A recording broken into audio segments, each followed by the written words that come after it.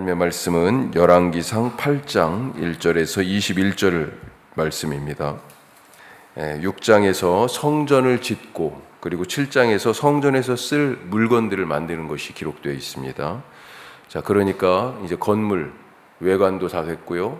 인테리어 안도 다 됐다. 이렇게 생각하시면 되겠는데 준비가 다 됐습니다.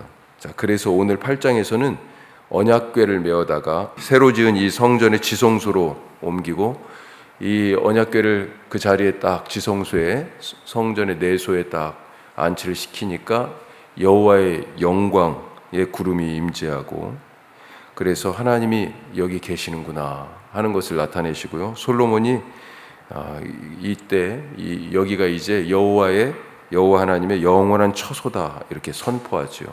그리고 나서 이제 백성들을 향해서는 함께 손을 들고 성전 봉헌 기도를 드리는데 그것이 오늘 읽은 말씀 그 다음에 있는 말씀입니다. 22절부터 상당히 긴 백성들과 함께 드리는 성전 봉헌의 기도. 그리고 이 8장에 읽지는 않았습니다만 마지막 쪽에 이렇게 그 기도 후에 백성들을 또 축복하고 그리고 축복한 후에 희생 제물을 드리는 예배를 시작으로 해서 일주일간의 성전 봉헌식이 진행됩니다. 자, 오늘 이 말씀 가지고 우리가 조금 더 살펴보면 이게 언제쯤 있었냐? 성전을 짓고 나서 7월 달이라고 돼 있어요. 앞부분에 오늘 말씀에. 그런데 그 앞에 성전 지은 것은 언제라고 돼 있냐면요. 성전 건물을 지은 것이 8월이라고 돼 있습니다. 그러니까 8월인데 7월에 성전 봉헌식을 했다. 1년 정도의 기간을 가지고 성전의 기물을 만들었다. 이렇게 생각이 돼요. 건물은 우선 7년 정도에 딱 짓고 기물이랑 만드는 데는 약 1년 정도쯤 걸리지 않았을까? 그렇게 생각이 됩니다. 7월에 뭐가 있냐면 7월은 나팔절이라고 7월 첫째 날이 나팔절.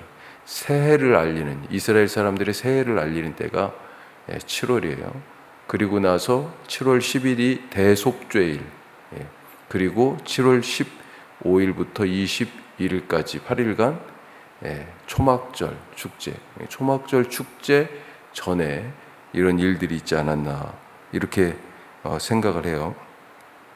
자, 오늘 말씀 가지고 우리가 크게 두 가지 정도 더 살펴보면요. 첫 번째 말씀이 부족한 것이 있다 하는 것입니다. 부족한 것이 있어요. 원래 이 언약궤 어디에 있어야 합니까? 언약궤 성막의 지성소에 있어야 되죠. 그런데 성막은 텐트입니다. 텐트. 이동식이에요. 광야에서 처음 만들어졌고 약속의 땅을 향하여 오는 과정 중에 있었기 때문에 여기저기 이렇게 계속 옮겨 다녀야 했습니다. 약속의 땅에 이제 왔잖아요. 요단강 건너서. 그러면 어떻게 해요? 이제 정착했잖아요. 정착. 그런데도 불구하고 이 성막의 위치가 구약성경 앞부분 계속 읽어보면 왔다 갔다 하는 그런 느낌이에요. 처음에는 실로에 있었다 주로 그렇게 생각이 되는데 나중에는 베델에 있었다 이런 흔적도 보이고 성막이 이쪽에도 있다 저쪽에도 갔다가 그러니까 어떻게 돼요? 언약궤도 위치가 이쪽에 있다가 저쪽에 있었다 그럴 수 있었던 거죠. 엘리 제사장 때는 또 무슨 일이 있었습니까? 블레셋하고 전쟁을 하다가 져서 언약궤를 뺏기는 그런 아주 수치스러운 당황스러운 일들도 있었습니다.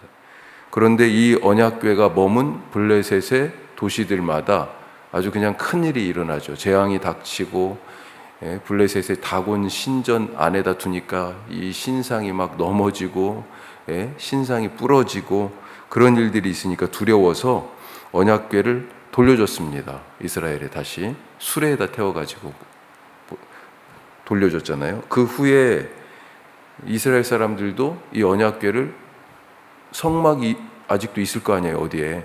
그런데 거기에다 갖다 두는 게 아니라 아비나답이라는 사람의 집에 두게 됐어요. 그래서 20년간을 어떻게 보면 방치하게 됐다.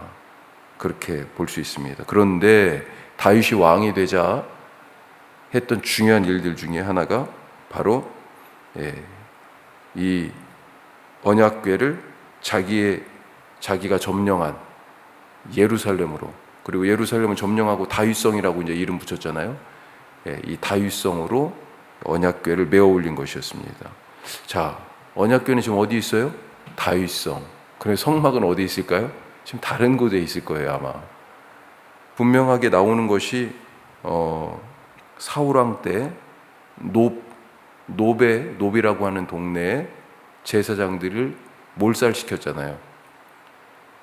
그때 골리앗의 칼도 주고 그 다음에 진설병, 하나님께 드렸던 떡, 그것도 다윗에게 주고, 다윗이 도망가다가 거기에 들려서 그런 도움을 받은 것 때문에 이 노비라고 하는 동네의 제사장을 다 죽였잖아요.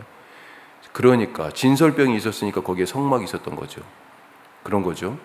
자, 그러니까 지금 다윗은 언약궤를 갖다가 메어다가 다윗성에 놨는데, 사울왕 시대에는 노비라고 하는 곳에 성막이 있었고, 또 다윗 시대에도 가장 큰 산당은 기브온에 있었어요. 그래서 솔로몬이 1000번제를 왕이 되고 나서 거기서 드렸잖아요.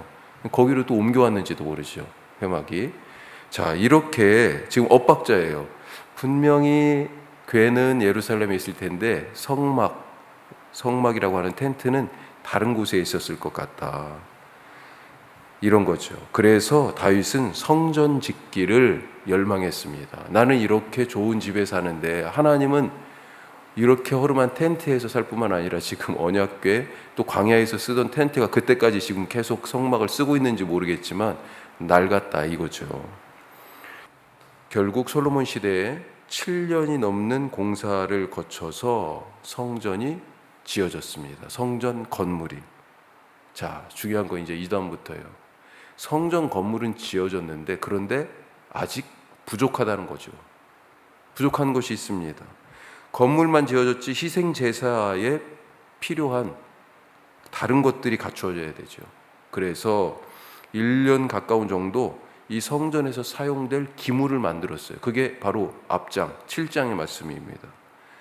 그래서 성전을 건축한 때로부터 8년째 7월 달에 7번째 달에 성전 봉헌식을 갖게 되는 것이다.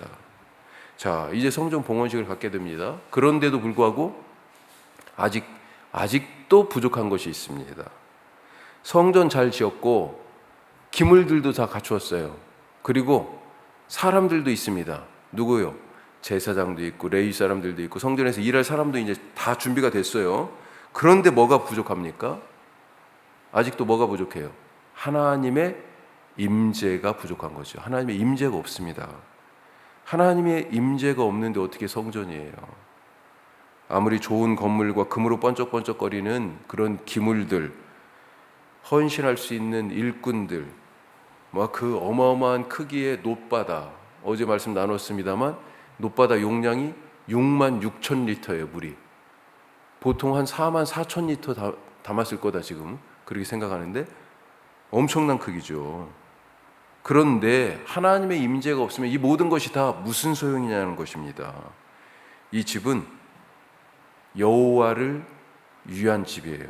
오늘 말씀 한번 잘 보십시오. 17절 이후에 반복돼서 나오는 말이 있어요. 17절에 뭐라고 돼 있어요? 중간에 여호와의 이름을 위하여 성전을 건축한다, 그렇게 돼 있죠. 18절도 내가 내 이름을 위하여 성전을 건축한다. 19절에서도요, 끝부분에 네 아들 그가 내 이름을 위하여 성전을 건축한다. 20절도 끝에 여호와의 이름을 위하여 성전을 건축한다. 야, 성전이요? 무엇을 위한 겁니까?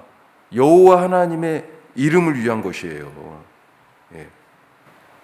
아무리 좋은 건물과 번쩍이는 기물과 일할 사람들 모든 것이 다 갖춰졌어도요, 이 집은 누구를 위한? 여호와를 위한, 여호와 하나님의 이름을 두기 위한 여호와 하나님의 집입니다. 그래서 하나님의 임재를 상징하는 언약궤, 그것을 모셔온 거죠.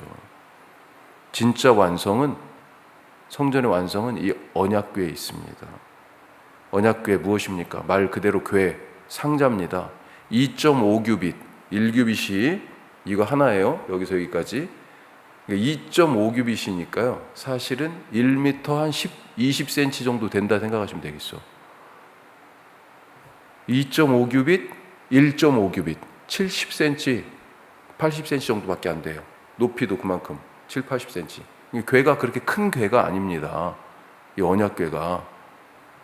이 작은 궤짝이 왜 중요한 것입니까?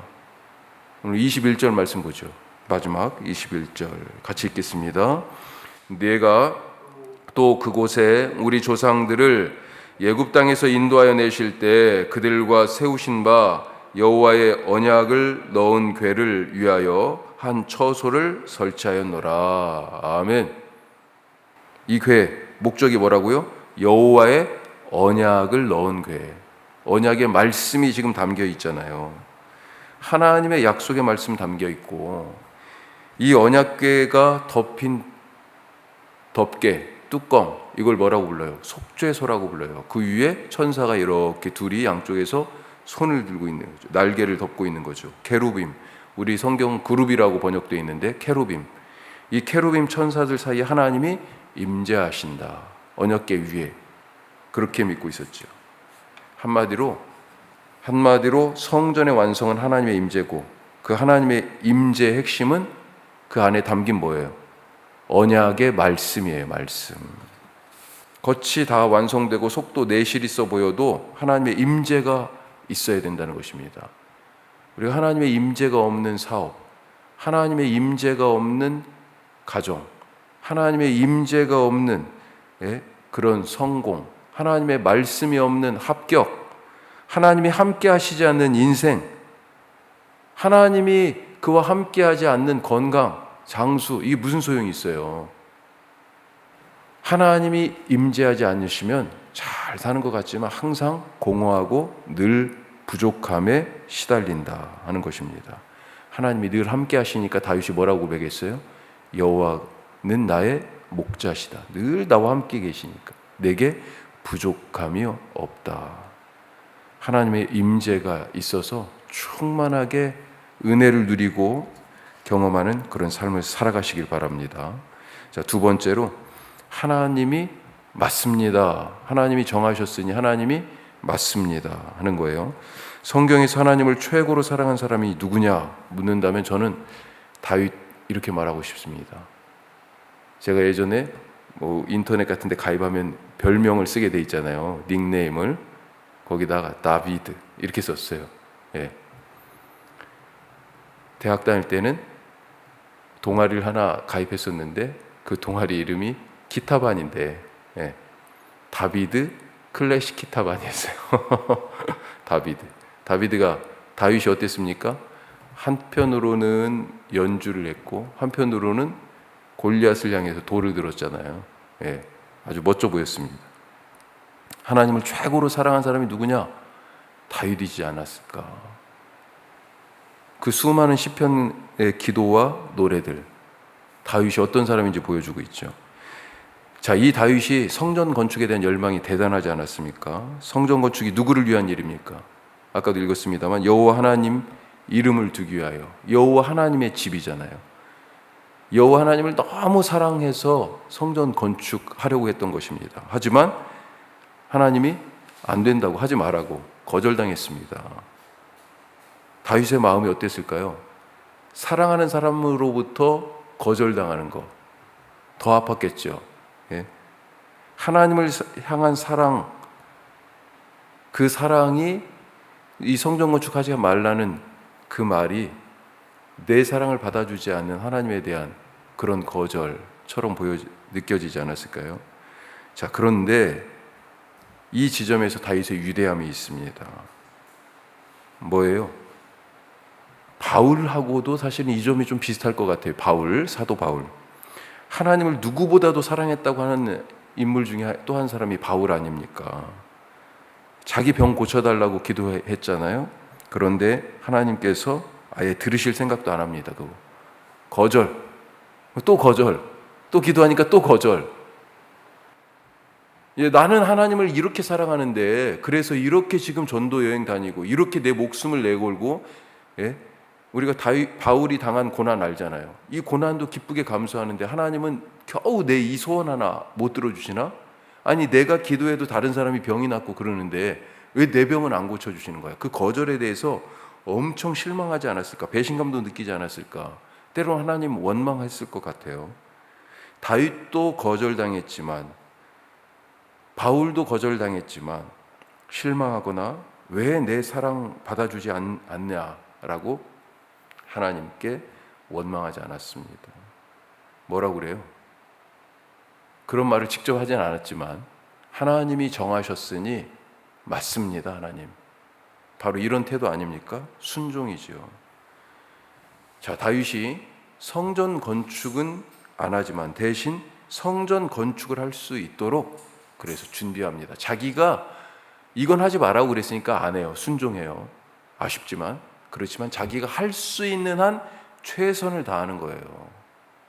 재료를 준비하고 설계도를 다 그려놨어요. 석수와 목수를 다 준비했습니다. 성전 지으려고. 하나님이 내게 안 된다고 하실 때 내 그냥 마음이 부풀고 막 기대가 가득해서 세워놨던 그런 내 계획을 하나님이 거절하실 때 그거 하지 마 하셨을 때 우리는 어떻게 반응합니까? 하나님이 정하셨으니 하나님 맞습니다. 그렇게 순종할 수 있길 바랍니다. 그리고 하나님이 그건 하지 말라고 그랬으니 그건 멈추고 그럼에도 불구하고 할 일이 있어요. 다윗처럼 내가 할 수 있는 일을 최선을 다해서 잘합시다. 다윗의 이런 준비가 없었다면 솔로몬이 성전 건축 턱도 없습니다. 이거 택도 없어요. 하나님이 나를 쓰시는 방법이 내가 하나님께 쓰임받고자 하는 방법과 다를 수 있습니다. 내가 하나님께 원하며 지금 얻기를 원하는 기도의 제목과 하나님이 내게 주시고자 하는 것이 다를 수 있어요. 오늘도 하나님의 뜻을 알고 그 뜻에 순종함으로 내게 주신 길을 기쁘게 걸어가며 하나님이 결정하셨으니 하나님이 맞습니다. 이렇게 고백하며 살아가시기를 축복합니다. 기도하겠습니다. 오늘 말씀 가지고 기도하는데 두 가지가 기도예요. 부족한 것이 있습니다. 부족한 것. 우리에게 부족한 거 뭡니까? 하나님의 임재예요. 그것 없으면 다 준비돼도 소용없죠. 그 하나님의 임재를 뜻하는 게 뭡니까? 말씀입니다. 말씀. 말씀 없으면 아무것도 아니에요. 하나님, 말씀 안에서 내 삶에 임재하여 주시옵소서 기도하시고 또 한 가지 하나님이 성전 건축을 거절하셨어요. 다윗에게. 얼마나 사실 다윗이 마음이 그랬겠어요. 하지만 순종합니다. 기쁘게. 어떻게 해요? 하나님이 결정하셨으니 하나님이 맞습니다. 그렇게 말합니다. 우리도 그런 믿음 허락하여 주시옵소서. 말씀 생각하며 기도하시고 오늘 7개 우리 선교 동역지 위에서 선교사님들과 그리고 그 사역의 현장 그 교회들 주님께서 바르게 세워 주시옵소서. 수요 말씀마당 저녁이 있습니다. 위에서 기도해 주시기 바라고 우리 취업을 준비하는 우리 친구들이 있어요. 하나님께서 우리 청년들에게 함께하여 주셔서 열심히 마음 굳게 먹고 이 시간들 기쁘게 잘 감당할 수 있도록 우리 정우 그리고 하경이 그리고 어제 우리 새로 온 신은비 자매도 지금 인턴이라서 시험을 취직을 준비하는 중인 거예요. 위해서 기도해 주시기 바라고 우리 아프신 분들 또 지금 멀리 출장 중인 이현재 집사님 위해서 기도해 주시고 저녁 수요 말씀마당을 위해서도 기도해 주시기 바랍니다. 기도하겠습니다.